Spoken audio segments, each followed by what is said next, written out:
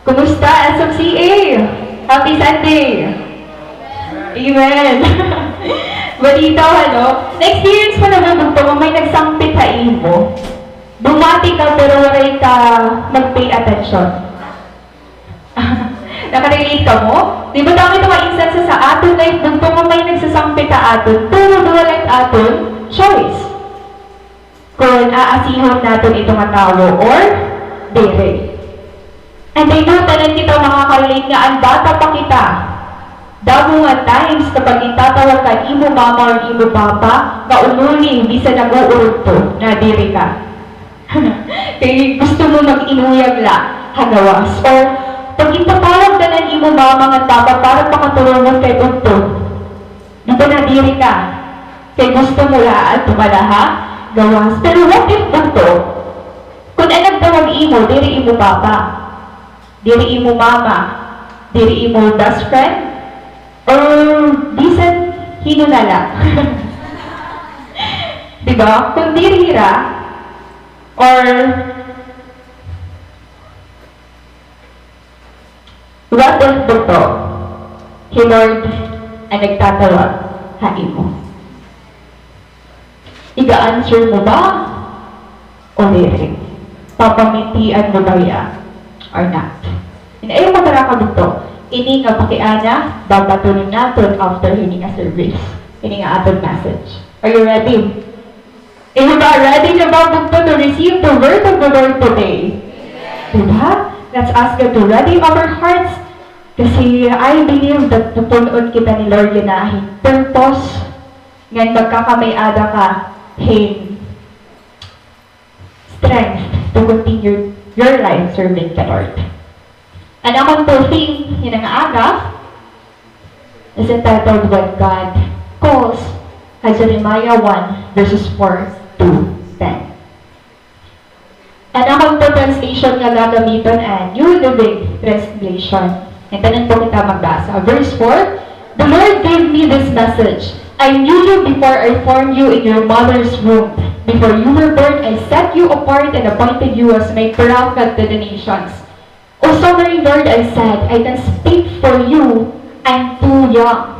The Lord replied, Don't say I'm too young, for you must go wherever I send you and say whatever I tell you. Verse 8, And don't be afraid of the people, for I will be with you and will protect you. I, the Lord, have spoken. Then the Lord reached out and touched my mouth and said, Look, I have put my words in your mouth. Today I appoint you to stand up against nations and kingdoms. Some you must uproot and tear down, destroy and overthrow. Others you must build up and plant. May the Lord bless the reading of His word. I know familiar kita bugto ini nga passage sa Jeremiah chapter 1 kasi tanan kita hindi bugto makakarelate. May youth ba din eh? Amen. I-claim la, youth ako. May youth ba din eh?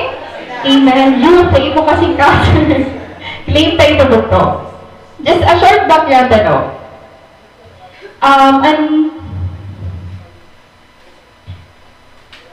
after the death of King Solomon, diba, sometime around mga 930 BC, the kingdom was divided into two. Diba, may nakita Southern Kingdom and the Northern Kingdom. So, ang pag-divide niya bugto na retain and name ang Northern Kingdom as Israel. Ngayon, ang Southern Kingdom naman, ang tawag niya nga, Judah. So, these kingdoms remain separate state. Imagine for over 200 years. So, God hinabugto na separate. And Jeremiah, kung kikitaon natin mga kings, naging kings sa Israel and Judah, Prophet Jeremiah, din anak hiya, hantay ni King Manasseh. So, after, anak ni King Hezekiah. So, nakikita niyo mga blutida. At siya ito ang mga naging maupay na king, mga good kings han, Judah. So, mas damo ang dili nakablu.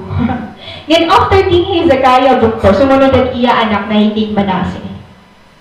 Ngayon, kung mapapansin niyo bukto, waray niya naging maupay na king. Kung maupay ang iya papa, waray sumunod ha iya. Ngayon, asya itong time, naging anak Prophet Jeremiah. And King Manasseh Bugto was known to be the most evil man who ever reigned over the kingdom of Judah. And his father was a priest. Jeremiah, pwede yung papa niya, priest. Ngayon, titulad na okoy ha, Anathoth. So, kung resident ka ha, Anathoth, ay tawag ka imo, ano man? Antophite. Or Anathothite. Diba? So, Jeremiah, kanya niya, Anathothite. So, ato yung nakautang yung bugto, and Anathoth, kasi ito yung city assigned to the priest. Kaya di rin lahira, Jeremiah ang nangungutoy kita, damo ang mga priest niya, aada. So, an Anathoth, kasi ito yung Levitical cities given to the children of Aaron in the tribe of Benjamin. So, kung babasahon or agman natin ang church history, or mga Old Testament na mga nainabo, grabe good kadamo. So, mga short background na anay kita. And here mo to, makikita natin. Oh! Anay na. Okay. Ito na. Wala na na-reveal ang secret. So, Jeremiah bugto, na anak hiya, kausang may dakik, nga diri na maupayan, pamamalakad, kaya singon, kung hiking Hezekiah, maupay niya, pleasing niya, sa ni Lord, na na iya ginihimo, approved ka Lord. King Manasseh naman diri. Ngayon mga sumunod na mga kings. Ngayon, kung makita natin kanina, ano ini? Yung pinakita ko naman. Kung makikita natin bugto, siya ni last 5 kings sa Judah. So after kang King Manasseh, sumunod ni King Amon, ngayon naging maupay utro ang pamamalakad ng Kingdom of Judah kay King Josiah. Pero ang sunod ng mga nag-reign, waray nahira, may maupay nga nahimo nga dakan. Lord, kaya imagine dito, kung anak ka hausa nga place, nga diri, waray may ginihimo nga maupay ka Lord during that time. Di ba kakukuroy mag-living sa ganito? Especially, di ka kamuhan, usang nga pamilya na, di mo ba ka-priest, makaurupod mga priest. Tapos ikaw, at imo surroundings, magpi-priest pa ba ako? Mga salita, di ba? Makuripod po ang time, ang pag-anak kan Jeremiah, makuri ang iya, brought up. And he grew up at the time when idolatry flourished in Judah. Kaya kung mababasa mo ito ng whole Old Testament, dito mo ma-appreciate that God is a just God. Na diri ni Lord bugto ng mga tao nga diri nagahatag respect or reverent fear kaiya. And hundreds of years before Christ's birth, the people of Judah were in full rebellion. Tungod idolat diri na Lord ang ira God, iba na mga Diyos ang bugto, and Judah were in full rebellion. Imagine kung ikaw ang Ginoo to, nagre-rebel ang imong mga anak ha imo, dili mo ba hirain ka tama? So, as their depravity and irang corruptness, growth and destruction loom, nagtitikalala, nagtitikad ako, at irang mga ginihimo nga dili pleasing nga dakan Lord, usa ka prophet at iya gintagan hin enormous task. Ngayon, siya ito, he prophet, Jeremiah. Anong task nga ginhatag ni Lord na iya? To call God's people back to Him. Ang mga anak ni Lord nawawara na, it's time na bumalik na hira. Haakon.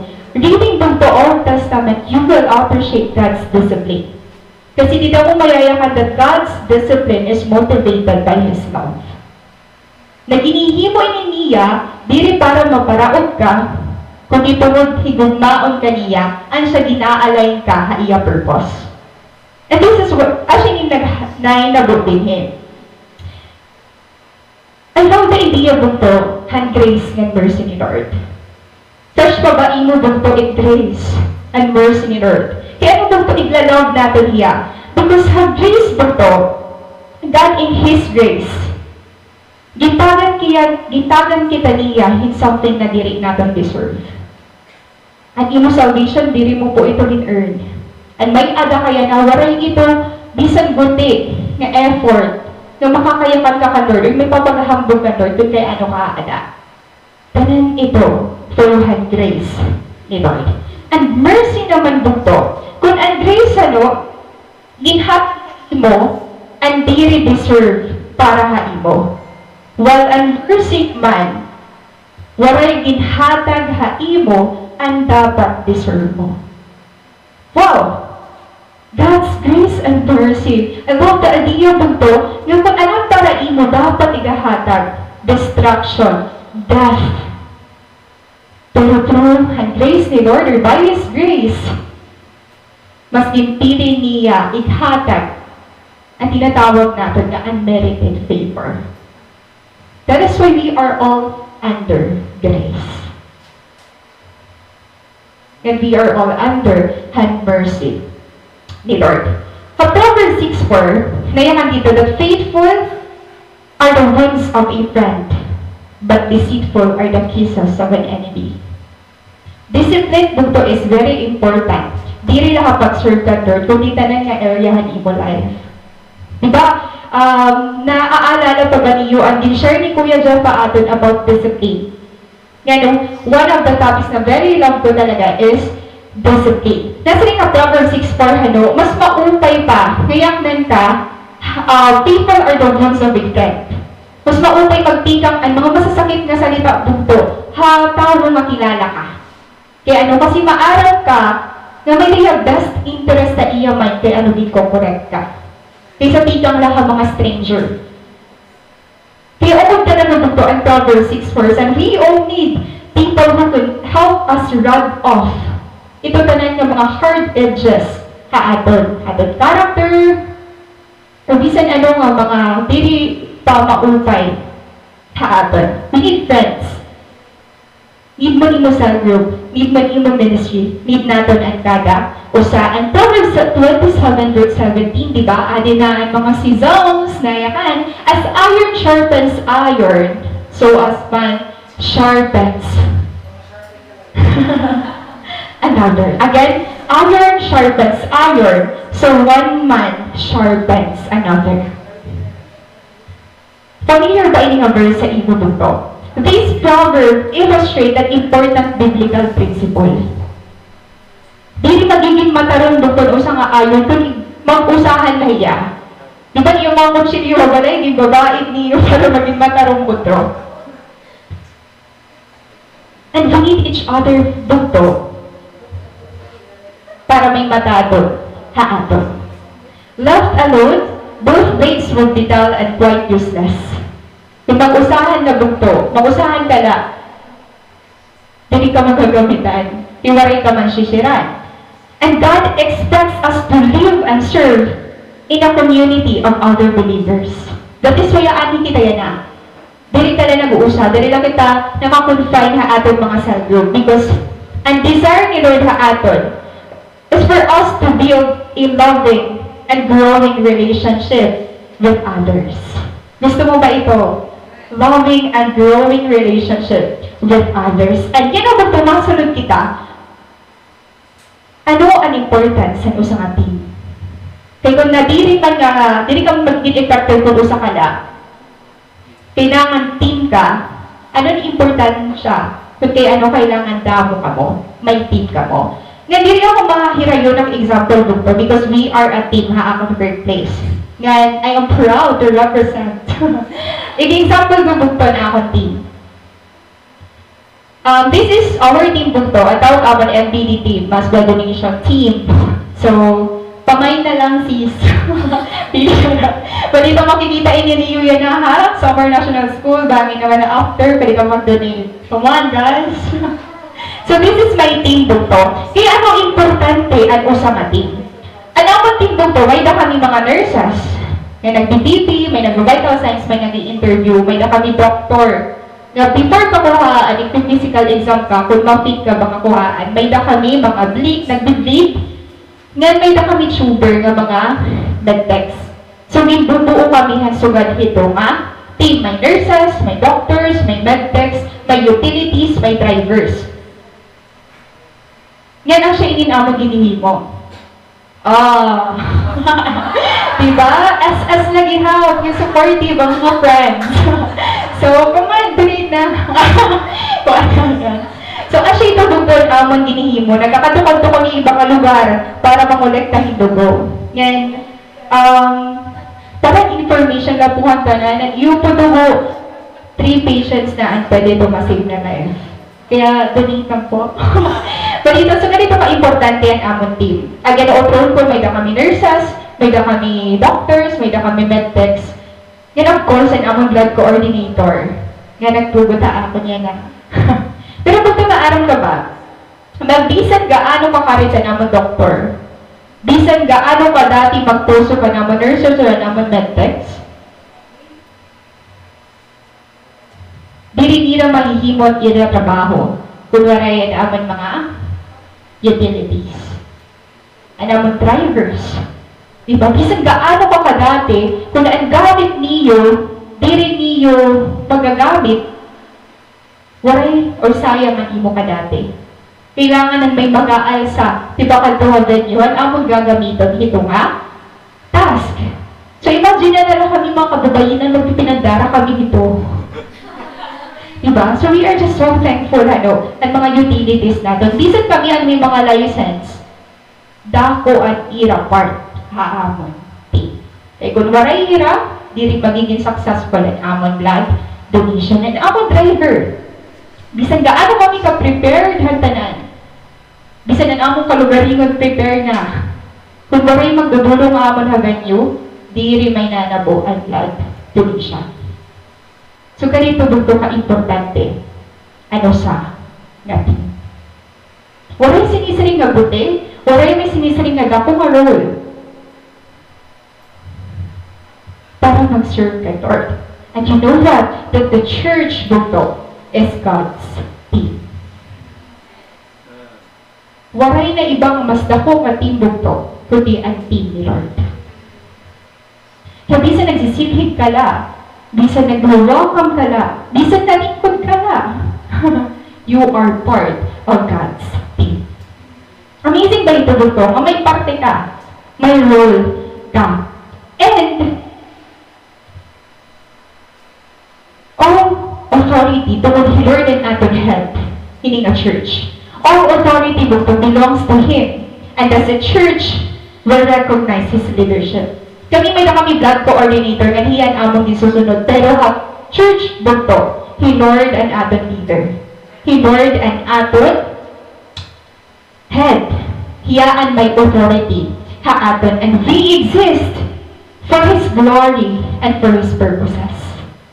Dirihan purpose mo para imo sa group, kundi ang purpose ni Lord para kada usaha aton.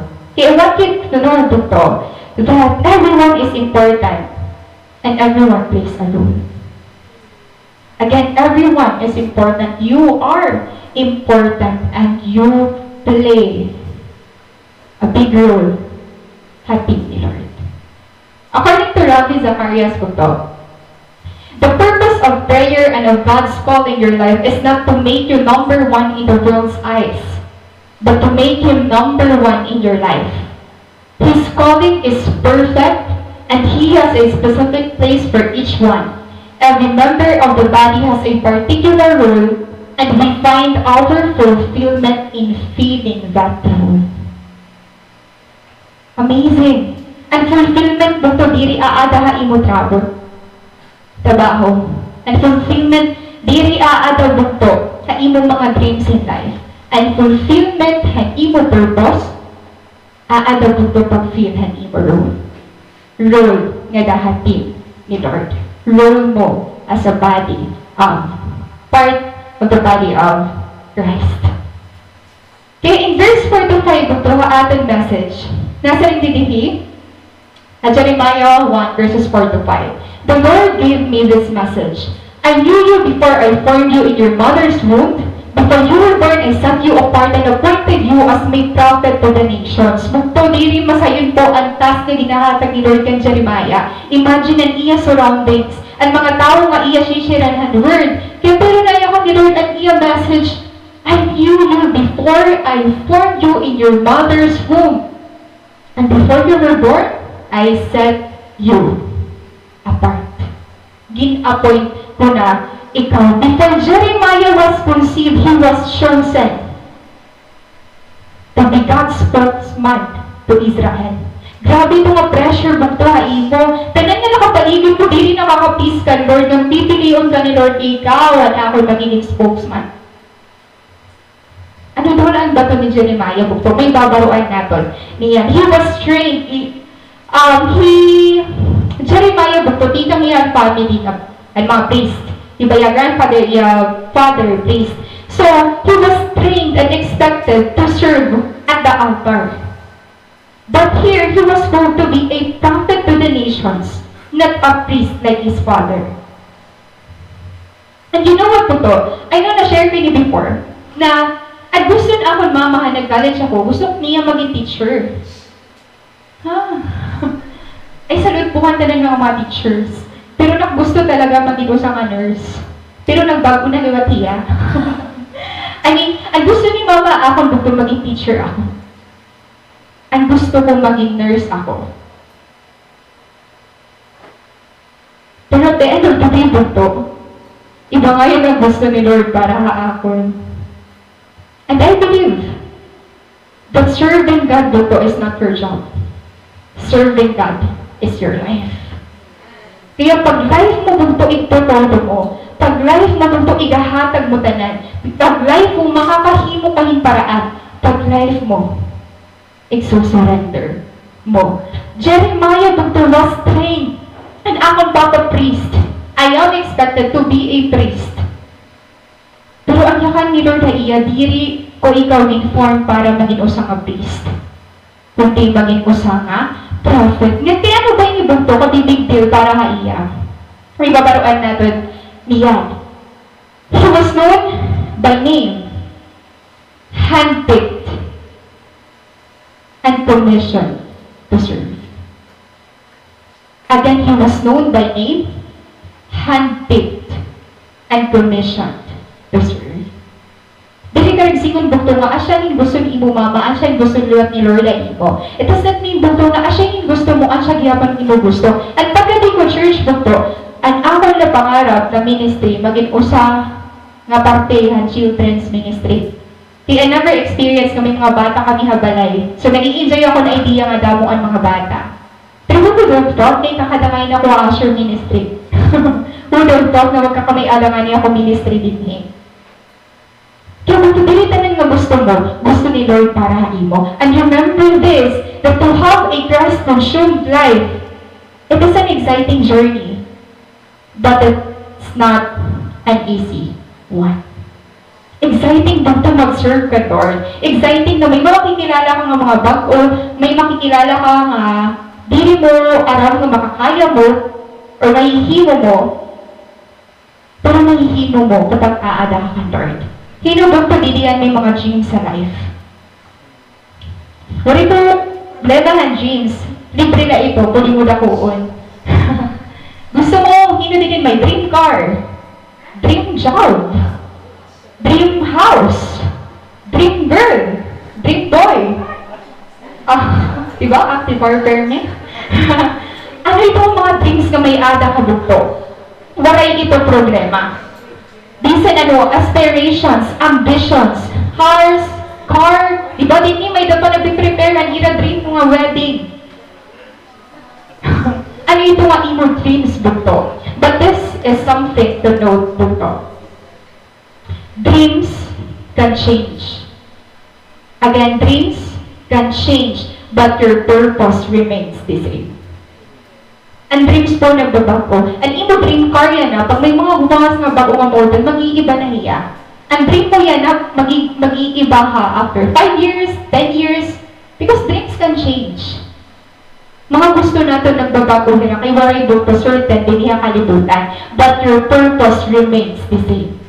Gumawas ka man nadahan, Lord, or diri magbabago ang purpose ni Lord. Haimo. Imagine Luke 9:10, nasa rin ni Lord, for the Son of Man came to seek and to save the lost. Kumanhi ako to seek, to save, ang mga nawawala. What if ang purpose ni Lord baka ibugdo na iba? malingi nga diri na laakuhan para hantanan, mga kuan na la ako, mga akong chosen people, na diri na ako mga Gentiles.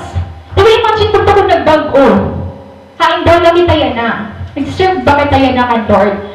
Kaya bisan ng bugto, umiwas kita nga ng Lord or that your purpose will remain the same. Ngayon dito mo na makikita nga, kapag umawas ka, kapag sumring ka lang ka Lord na Lord, actually hindi na akong gusto yung puso, ay wala na yung imo, hindi na ako Lord magsasagro, tapos yung ko ana yung iga-achieve ko anay. Pero naabot ang time bang to, na nabalik ka na gihapon.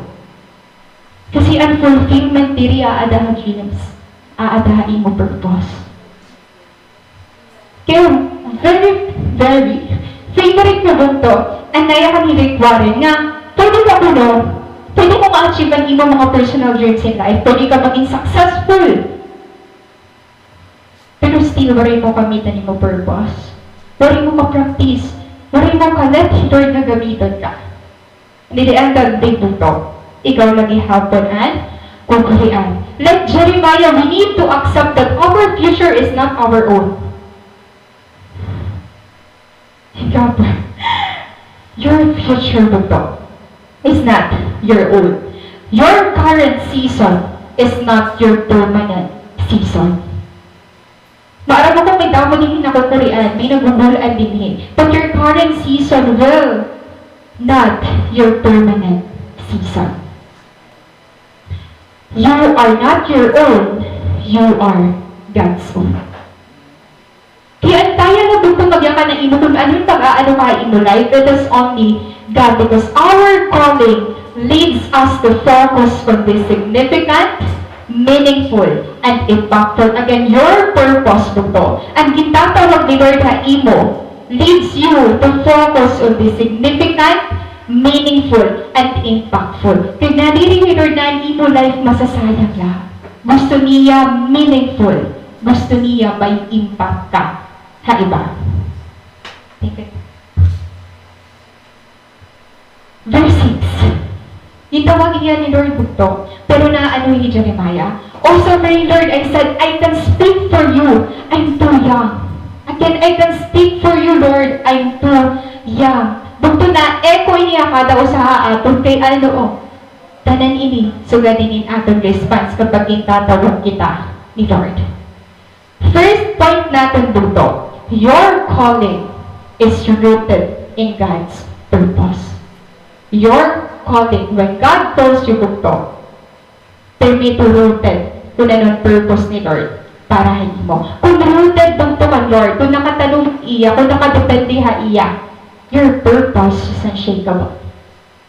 Bisan magkaano-ano, maringon ka. Pero may mga hindrances dito, may mga barriers ha, pag-respond mo ang imo call. Pwede fear, ikaw kung ano. Diba? Common na atin ang fear. Nga dito punto makikita natin nga ang usa nga hindrance para kang Jeremiah ang iya self-doubt.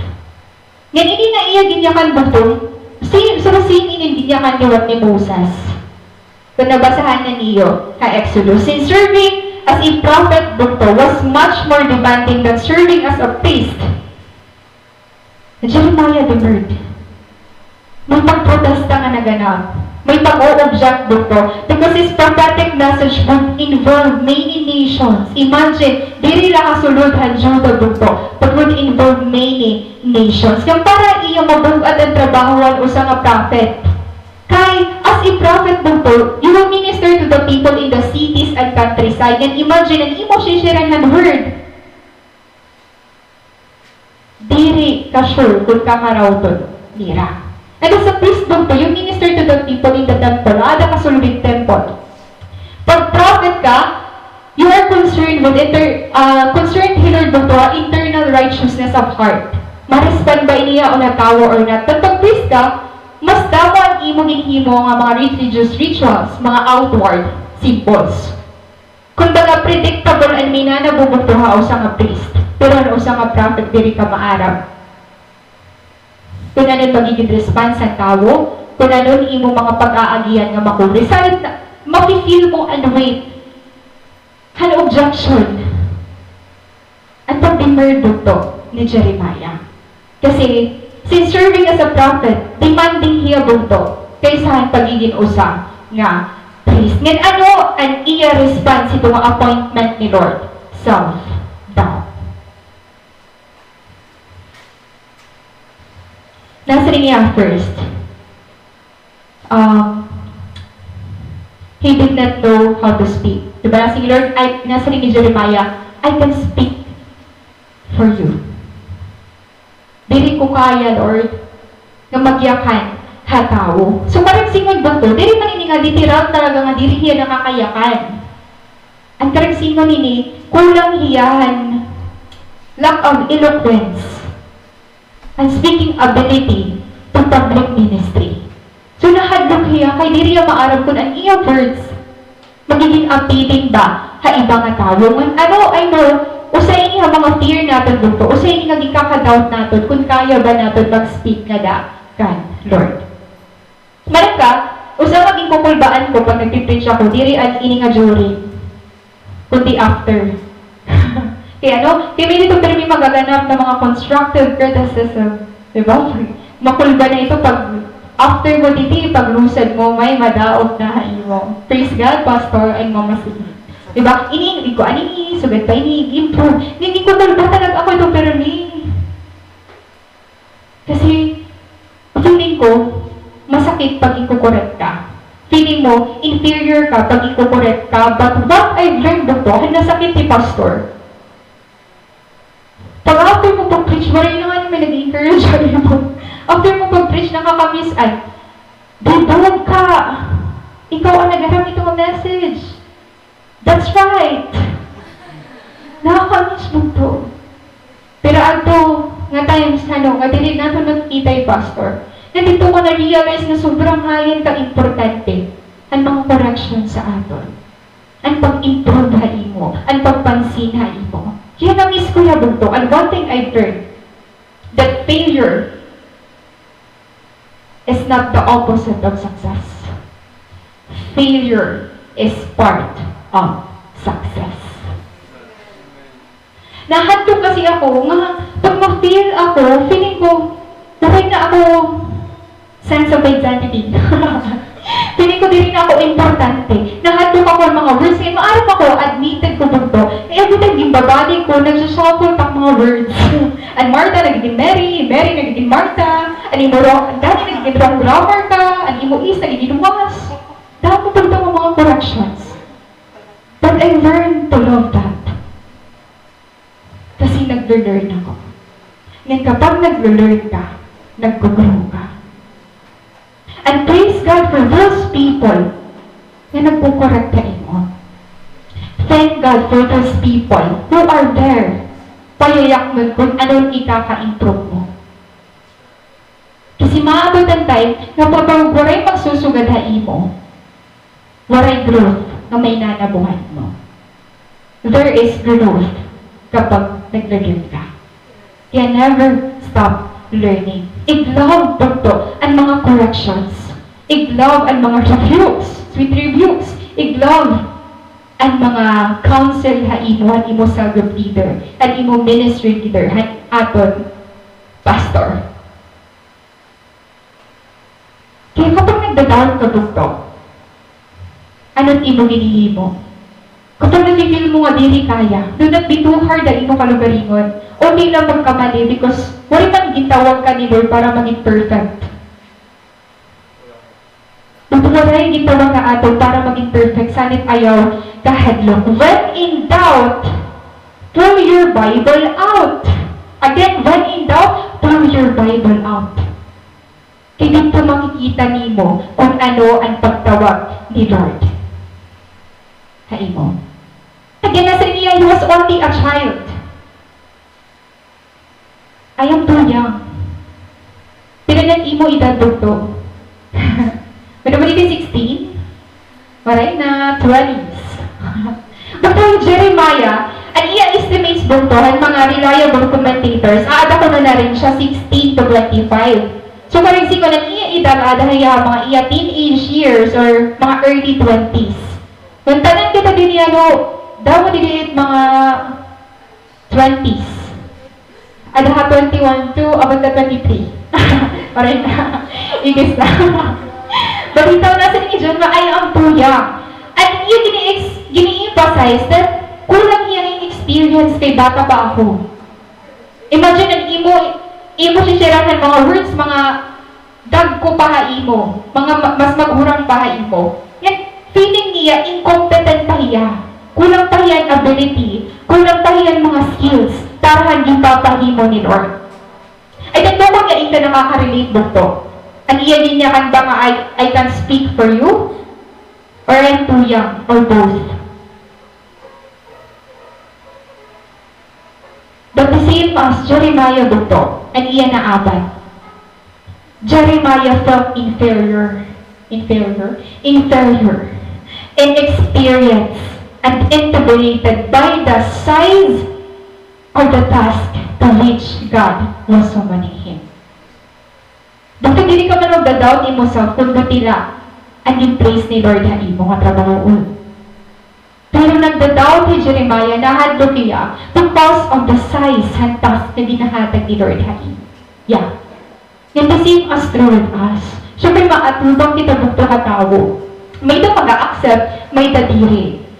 Kaya about natin and doubt sa ating mga kalagaringan kung kakayanan ta ba mag-sagro, kakayanan ta ba mag-ministry, kakayanan ta ba maging worship leader, maging preacher, or kung magiging ano ka man. Ay, tabala ka bukto ko'y naabat gihapon ito ni Jeremiah. Subad gihapon at iya rason kan Lord. But when it comes to serving the Lord, there's a sense in which nobody is adequate.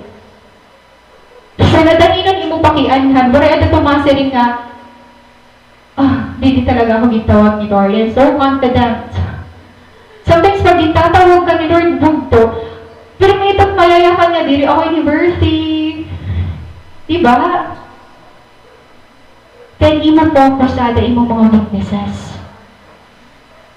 Because of the size bugtuhan task na ginahatag ni Lord haaton, nakafocus kita haaton weaknesses. And instead of trusting God, we make excuses for what we can't do. Madali mag-excuse gusto. Madali maghimuhin mga excuses ka Lord, basta di mo gusto, ang imo hihimuon. I experienced that today. Ay, kadadawa ng mga reasons and excuses para di rin kumanhiya na. Pero praise God, na nasa rin ni Max Lucado, the lack of God-centeredness leads to self-centeredness. Kapag dako at size ang imutas dito, i-partner ito kung gano'ng kadako at ginoong may ada ka. Because the lack of God-centeredness, magulti ka hatas nga ginhatag haimo. Ohod dabog to. And Jeremiah wasn't the only one doubted. Argued God's call. Siguro may nadinibog to, nagda-doubt ka ko ni Lord, ay mo kung kaya ano maaada, kaya gin-invite ka, kaya maaada imo sa group. Dili na Jeremiah bugto. Damo ang makaka-relate ha ibo. Moses. Nasa rin ka Exodus 4 verses 10 to 12. Then Moses said to the Lord, "O my Lord, I am not eloquent, neither before nor since you have spoken to your servant, but I am slow of speech and slow of tongue." Di ba nag-utos ihapon niya bugto ni Gideon? Nayakan niya, but Lord, Gideon asked, "How can I save Israel? My clan is the weakest in Manasseh, and I am the least in my family." Yan kung may naman inididituwa, kung nakakaranita ko kag Gideon. Ito nga part nga, my clan is the weakest. Ito nga, I am the least in my family. Diba, mga rin mag-stand dito. Kung diri ikaw ang ate, mga rin mag-stand din imo faith dito kung ikaw ang sa iyong pamilya, kaya di taranaog-daog ka lang. Talaga, mga bunso din eh. Kaya start pagiging Christian. Ate na maarang ka mo, persecutor ko ito dati. Kaya ito nagsisinumat kan mga nag-chiner siya kung inig ni. Di makaya na. Bali na ito, naaabot mo ba? I want you to know, dili na ikaw ito nakakaabat. I'm calling ni Lord Dr. Yes, mabukat. pero dili ka nag-uusahan, tidak. Always remember that God formed you. God appointed you. He, Lord, ay maaram kung magiging ano ka. And this is a reminder bugto.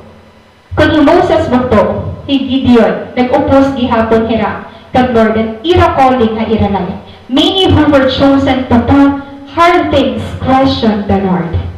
Dapat ako mga nabasa bugto nga mga great authors, na ira background gihapon, dili mo may imagine nga sugad nga yan hira before. Yung may encourage kita nga kung nasa rin pangan ni John Maxwell, extraordinary people are just ordinary people worth an extraordinary amount of determination. Again, matruha. Extraordinary people are just ordinary people with an extra amount of determination. Mga ordinary na, ang ating mga kikikita ng mga dagko yan ang tao bugto, mga ordinaryo rin ang tao. Pero behind that, may dako nga Ginoo. Amen ba? Unta pagkasugan ihapon ang imo nakikita, ha imo kalugringon. Many who were chosen to do hard things question the Lord. Nga dili na nag-question, dili na nag-oppose. May nagihapon nag-run away. Diba? Imagine, Prophet Jonah bugto. Dili na yung nag-oppose ka, Lord. In-escapean talaga niya hi Lord. Nakatiming hiya nga may dati bakad to. Kasi parit nga place na di papakad to yan ni Lord.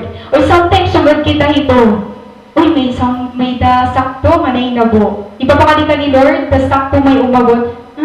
Asyade, may pagkakataon. Nagkataon ka rin sinong purpose ni Lord. Pero dire, nung naghihapon, nag-run away, parehas ka prophet, Jonah, actually nga, usang nga reminder handa ko to. We too might doubt God's abilities. But always remember that God is stronger than your doubts. God is stronger than your doubts. I don't know kung ano yung kaka-doubt mo nga imo kalugaringon, pero ayaw pagkita imo kalugaringon. God is greater than your doubts. He intentionally selected you being aware of your weaknesses and incompetence. Yes, may mga weaknesses kita bugto. Yan ayaw ka-award pagdaog kang Lord kung weak kaya na. Ayaw ka-award kang Lord kung may mga weaknesses ka kay bida hi Lord nag-feel han iya strength. Dili nag-feel hi Lord bugto kung para inutunog ka. Pero pag kulang ka, dida ka niya ni pupuno. 2 Corinthians 12 verse 9, But he said to me, My grace is sufficient for you, for my power is made perfect in weakness. Therefore, I will boast all the more gladly about my weaknesses, so that Christ's power may rest on me. Dito nagiging makasog kita, pag-aada kita kan Lord. We were designed to rely on Him moment by moment. Yes, may weaknesses ka bugto. You are aware han imo weaknesses kaysa han imo strength. Pero ang pagtawag ni Lord bugto, maarag hiya mismo nga may weakness ka. Nan ayaw mga limot na hi Lord ang mas maarag kung ano ang strength na may magkakamay-anak ka. Christian walk is about dependency and not self-sufficiency. At ang Christian life bugto is more about dependency because our dependability increases our dependability increases our capability. Pag dependent ka more ka Lord, mas dako nga damo ang imo naka-accomplish. Your life, your Christian walk, dili para maging self-sufficient ka, kundi para mas maging dependent ka kay Lord. According to J.I. Packer bugto, the weaker we feel, the harder we lean. And the harder we lean, the stronger we grow. May mga weak ba din hiya na bugto? Weak ka ba yan ang adlaw? Weak ka ba imo mga choices na ginihimo, mga decisions na ginihimo bugto? Don't worry because the weaker you feel, the harder you lean. And the harder you lean, the stronger you grow. That's the secret and power ni Lord sa mga tao nga natapod sa iya. Verse 7 po nasa rin ni Lord. Don't say I'm too young. You must go wherever I send you and say whatever I tell you. Gikarawat ba ni Lord po ang iya refusal, ang iya appointment? The Lord refused to accept Jeremiah's reasons for resisting his call. Kasi number 1 po, hiyaan maaram kung ano ang kaya mo. He stressed the authority under which Jeremiah was to act. Gin-refuse niya ang wala niya karawatan po ang pag-refuse ni Jeremiah. Ano niya ginhimo? He stressed the authority under which Jeremiah was to act. Hinuba ang source po kaya ano mo ito ginihimo? Para kanino mo ba ito ginihimo? Imagine Paul po, usang nga persecutor ng mga Christians. Paul played po a major role in the founding of the early church.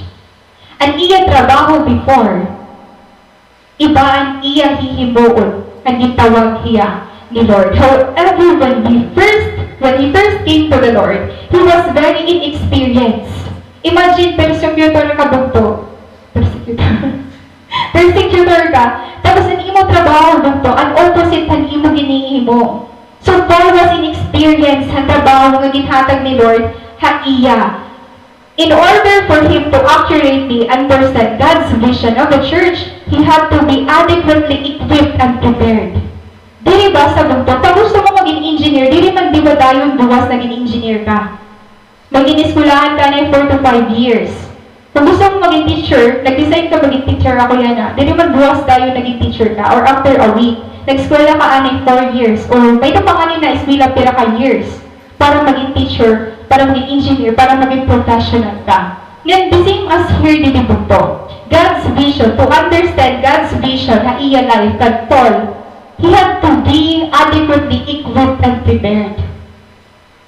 Dili makuri po ang task may ada hiya, inexperience hiya, and God had called him to bring the gospel to the Gentiles. Imagine po, an iya appointment, dili lang mga Jewish people, kundi ang mga Gentiles. So following God's call led Paul to a place he would have never anticipated, but it was an essential step to equip him for the rest of his ministry. Ginhimo niya, ang diri niya kasabot nga hihimuon. Pero ano naging resulta? Nasa rin niya Philippians 1:6. I am sure of this, that he who began a good work in you will bring it to completion at the day of Jesus Christ. Diri Paul maarang bugtuan iya mga aatubangon ha iya ministry, pero kaya ininiya na yakan. Kaya Paul was certainly speaking from personal experience when he wrote this verse. I am confident of this. I am certain, I am sure of this, that he who began a good work in you will bring it to completion at the day of Jesus Christ. It means you can be sure, convinced, and ever certain of these things. What I question bugto kung gintawag ka ni Lord. Why? As He did in the life of Paul, God will use every aspect of who you are and where you came from to bring out about His will in your life. Iba-iba kita bugto up. Pero pwede itong gamitin ni Lord to achieve His purpose. And our second point bugto, when the Lord calls, this is one thing na certain haapon. If God has called you, He will equip you for the task. When the Lord calls, He equips. So, ganito confident bunto, Lord, para kan Jeremiah, kaya ang trabaho nga igahatag nga iya, diri man la diri niya babayaan. Ito nga diri bunto, tututduan hiya, han ministry nga ginahatag ni Lord, ha iya. The same was true with you. Bunto may the process, may the trainings. And imo lang kung gusto mo, kung willing ka. God never calls anyone whom He does not also equip to do the job. I remember usang nga story to na active hiya nga tao, may usang nga lalaki nga active hiya hagawas. Tingnan natin makisasamayo ni niya, damo ang mga tao nga nadaog ka iya tungod maupay iya iya skills, iya speaking ability. Nga one time in-invite iya usang nga church, nga nakita ang iya capacity. Uy, maupay niya. Bagat damo nga tao ang nadao kay iya. Damo ang nagiging magaan ang loob niya. And one time, gin-appoint inihiya to become a minister at ira church. At ana naging successful kaya hiya. Waray. Usa nga interview to. He ended up joining and usang ako.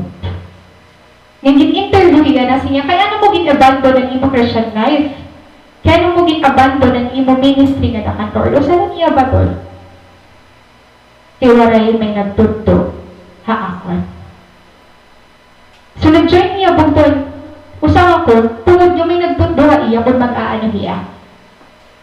Pero the ministry nga gin-appoint ha iya, diri hiya maarang kung mag-aano. Kaya feel niya ang pressure, na-feel niya nga diri worthy itong matas na ginhatag. But when God calls you, He will equip you.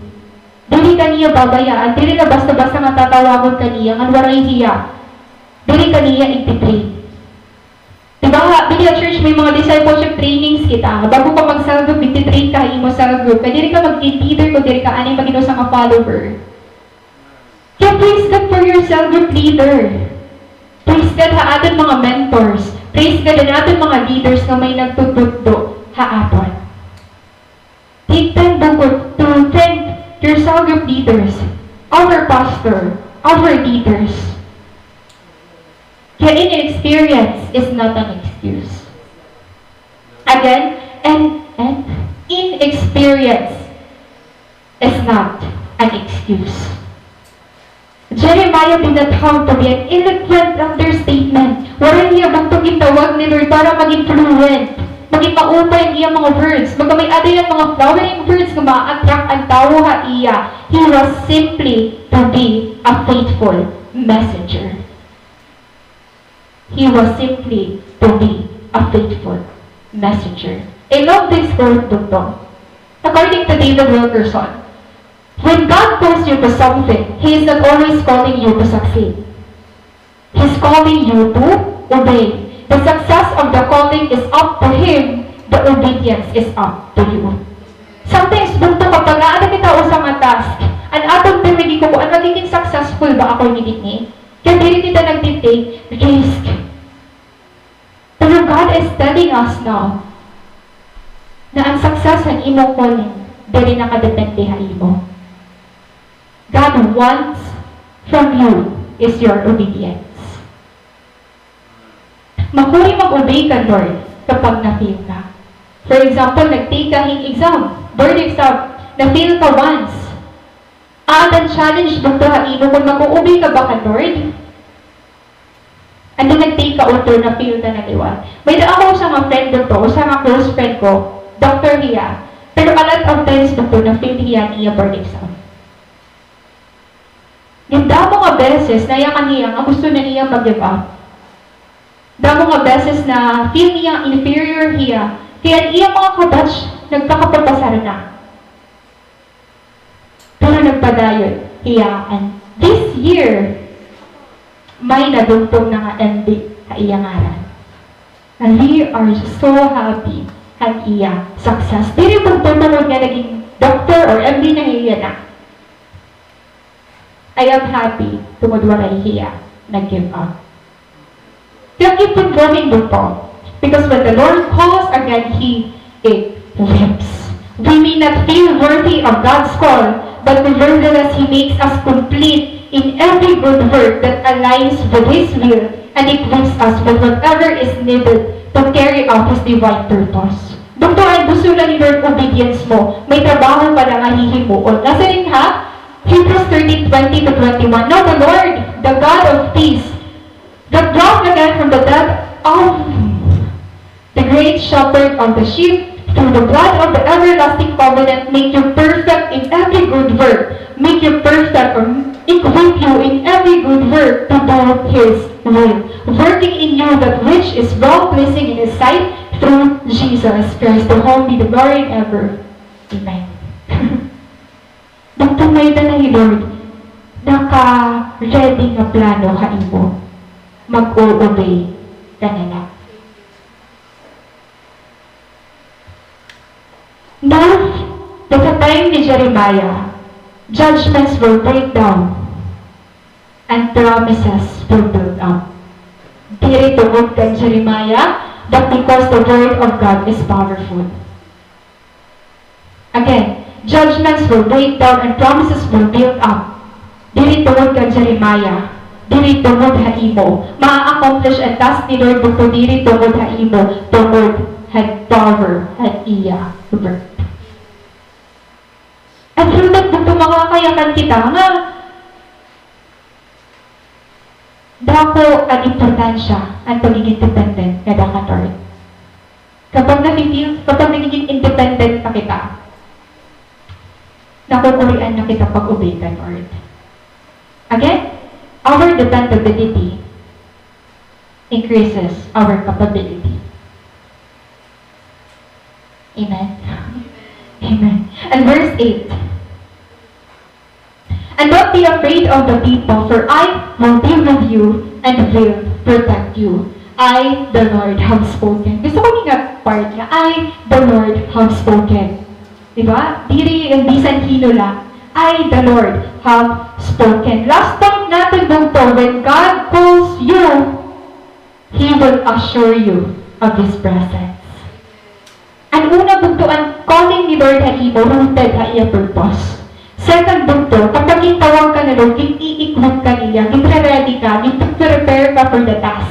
And lastly, when God calls you, He will assure you of His presence.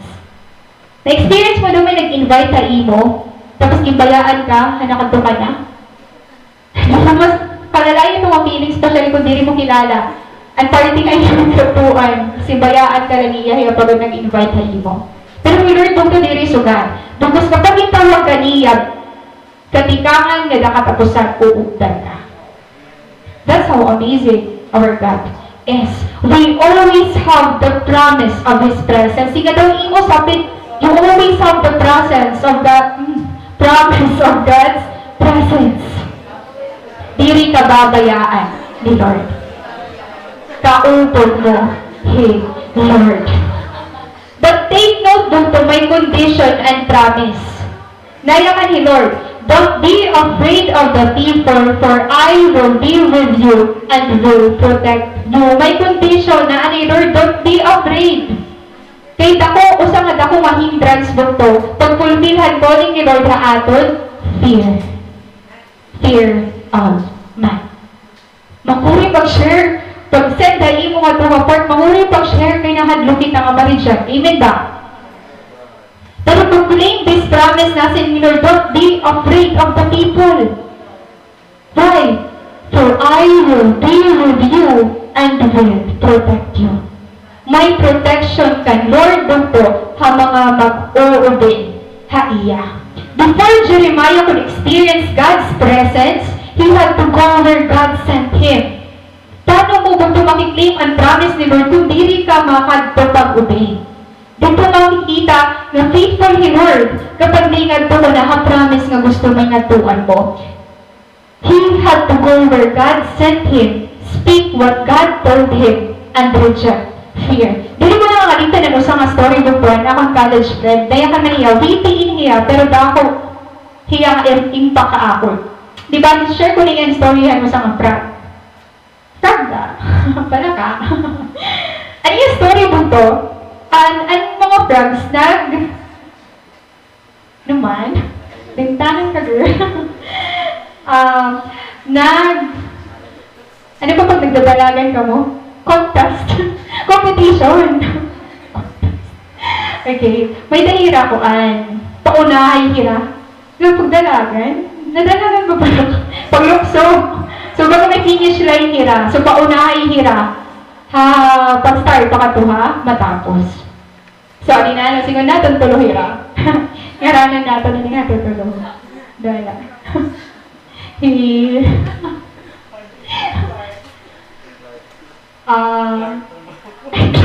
Ay, Clark, di Kuya Noel nga Victor. Si Clark, di Kuya Noel nga Victor. So, nag-start na ang race. Yun, race. Nag-start na ang race, ano? Nga, i-Victor na ni Kuya Noel. I-Victor na ni Kuya Noel dito. Siya yung naglalaban talaga kung hino ang mauuna. Nansingon natin, nagtaon ni Kuya Noel. Nga na-ori ni Clark. Ni Clark? Okay, na-ori ni Clark. So, hindi nga pala kabugtungan na ori. Ang mga audience nira, giniinak na nahira, nga, boo! Ano ba ito mahihina eh? Magkain ng mga yakan na iya. Pero may ori. Pero iya, grabe niya confidence dito nagpadayon na iya. Bisan na uuri na iya, nagpadayon na iya kanya purpose, ma-finish na itong online. So, pagkita niya ang mga tawa niya paligid nga, may nagsusugad-sugad na. Na-encourage siya. Kasi nga, paano niya na-encourage? Kaya niyak na naman yan mga maglain. At nga yan ang rason. Bungol at frog.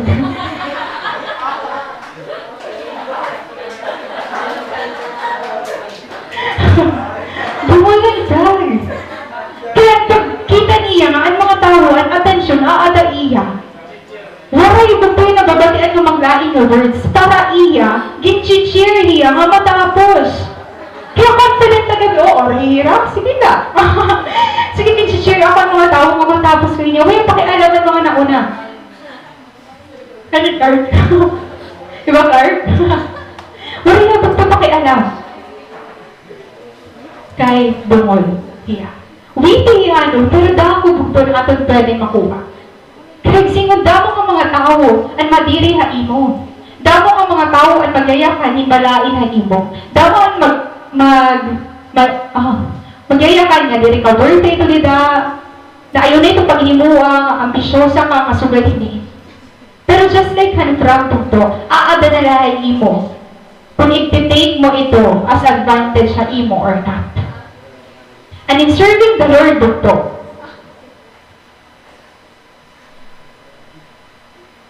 pay more attention to your Creator than your critics. Again, pay more attention to your Creator than your critics. God's approval and presence is more valuable. Hino ba ang imo ginvavalue? Because God's approval and presence is more valuable. Nasa ni Paulo Coelho. And one has to understand that braveness is not the absence of fear, but rather the strength to keep on going forward despite the fear. Maaabot mo talaga buntuan kahadlok. Hindi ka maaram kung ano ang naghuhulat ha imo. Pero braveness na yung kaniya is the strength to keep on going forward despite the fear. And that's faith.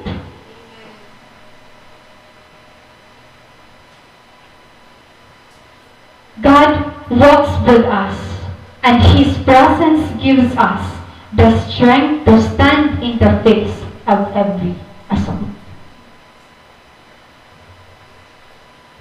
When God calls, He will assure you of His presence. And lastly, bunto, nasa ring 9 to 10.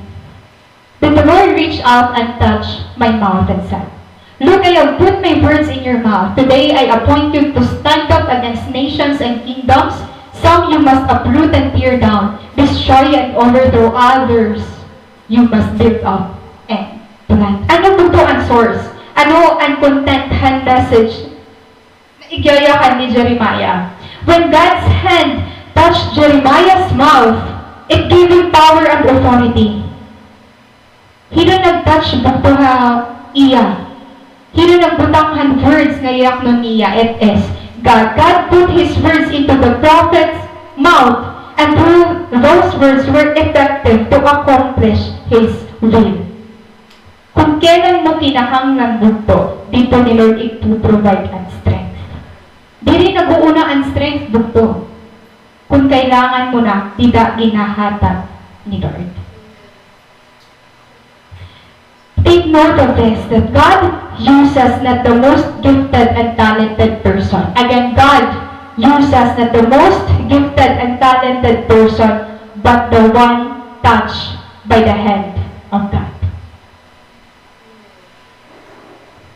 Ang ginagamit ni Lord bugto, diri unworthy, kundi unwilling.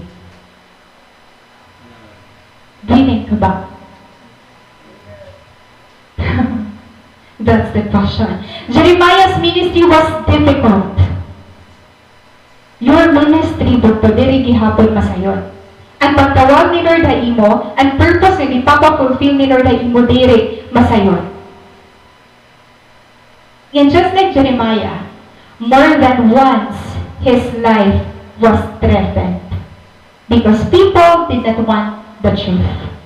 And there are times bugto, ang atong life na threatened gihapon kasi nadiri ang tao nga mag-accept ng truth. Ang message bugto, ang content and message ni Jeremiah was both judgment and blessing to nations and kingdoms. Dili na bugto blessings. May kaupod na judgment. And he had to tear down before he could build, and he had to root up before he could plant. Kapag nafe-feel ka, may ma-emerge na maupay na result. Because God is revealing something kapag bumalik ka niya. God is rebuilding something in your life. And I don't know who wants to hear this. But if you are willing to serve the Lord, know that you are qualified. Again, if you are willing to serve the Lord, know that you are qualified. Tanggalaan doubt, tanggalaan fear. Because when He calls you, His purpose, and imo calling rooted ha purpose ni Lord. When God calls you, He equips you. And lastly, when He calls you, He assures you of His presence. There's no room for doubt. There's no room for fear. Again, you are qualified. God doesn't choose the worthy. He chooses the willing. Let's all stand up, mga bugto.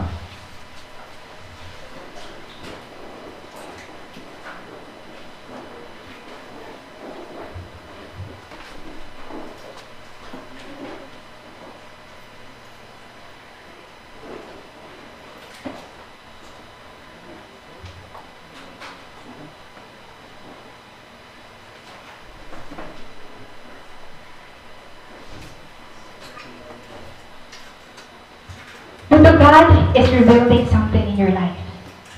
Do you believe that?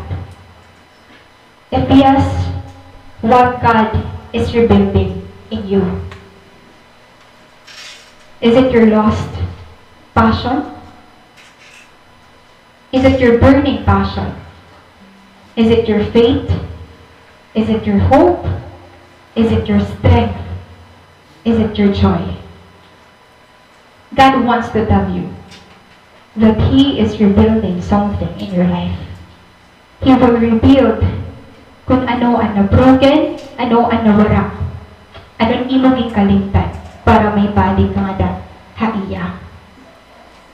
God is assuring you that He is calling you now. God is calling you now.